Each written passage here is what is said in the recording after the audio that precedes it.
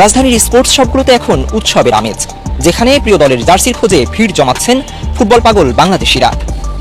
মাঠের লড়াই শুরু হওয়ার আগেই যেন শুরু হয়ে গেছে মাঠের বাইরের শ্রেষ্ঠত্বের লড়াই। গুলিস্তানের অলিগলি থেকে বড় মার্কেট, সবখানে এখন জার্সি দখলের প্রতিযোগিতা।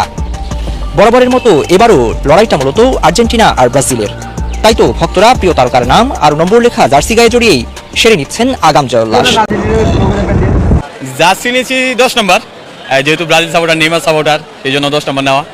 আগে ভাগে জার্সি নিচ্ছি, এখন ভিড় কম, এই জন্য আমি নিলাম, আমার সন্তানের জন্য নিলাম। এই জন্য আমার ব্রাজিলও, ও আমার সন্তানও ব্রাজিল সাপোর্ট করে, তো ওর জন্য নেওয়া।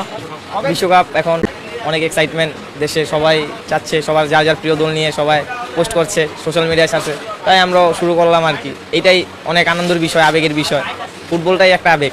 এর মাঝে পর্তুগাল এবং স্পেন জার্মানিও ভাগ বসাচ্ছে ভক্তদের পছন্দে। তালিকায় আছে ইরান এবং এবারের আসরের ফেভারিট ফ্রান্সও। ভক্ত কিন্তু স্পেনে ভালো লাগে লামিন ইয়ামাল, ওই জন্য লামিন ইয়ামাল, পেদ্রি, গাবি ওদের জন্য ভালো লাগে। এবার তো আশা করি আর্জেন্টিনা বা স্পেন এই দুজনের একজন জিতবে, আর দুজনকে ভালো লাগে। বিক্রেতারা বলছেন বিক্রির দরে এখন পর্যন্ত খানিকটা এগিয়ে আছে আর্জেন্টিনা, তবে পিছিয়ে নেই সেলেসাও ভক্তরাও। আর্জেন্টিনার সমর্থন বেশি পায়, তারপরে সেকেন্ড টাইমে গিয়ে পরে বাগে।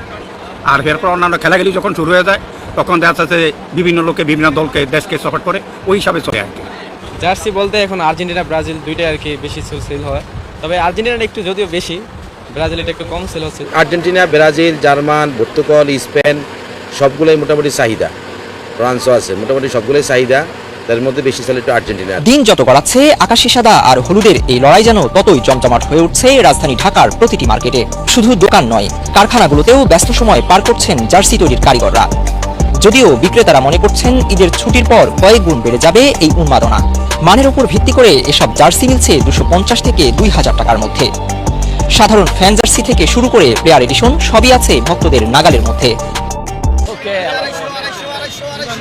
আর্জেন্টিনা হোম অ্যাওয়ে বেশি, আর ব্রাজিলের অ্যাওয়েটা বেশি, হোমটা একটু কম এখন। এটা পরবর্তীতে খেলা যখন শুরু হবে তখন সবগুলো একসাথে চলবে। জার্সির পাশাপাশি পতাকাতেও লেগেছে ফুটবলের হাওয়া, তবে বিক্রেতারা বলছেন আসল বেচাকেনা শুরু হবে ঈদের পর। পতাকা এখনো তেমন একটা চালু হয়নি, তবে আর্জেন্টিনা ব্রাজিল মোটামুটি 2-1 পিস করে যাইতেছে আর কি। এখন স্পেন, পর্তুগাল, জার্মানি আছে মোটামুটি ধরেন আপনার 30%, 20% এরকম আর কি। এই বছর তো অবশ্যই বেশি একটা টাইম নেই, সামনের মাসের 11 তারিখ হলো খেলা। এখন এই পর্যন্ত আপনারা মনে করেন আর্জেন্টিনা, ব্রাজিল, পর্তুগাল, ইরান এই দেশের পতাকাগুলি বেশি চলতেছে। পতাকা এখনো সেলের পতাকা সেল হবে ঈদের আগ থেকেই, এই 15-20 দিন আগ থেকেই এই পতাকা জিনিসটা আমাদের এখানে ট্রেন তো আছেই, ও তখন থেকে শুরু হবে।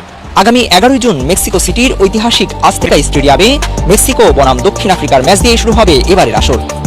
ছাদ কিংবা বারান্দায় প্রিয় দলের কেতনুরাতে সেই সময়ের অপেক্ষায় প্রহর গুনছেন ভক্তরা।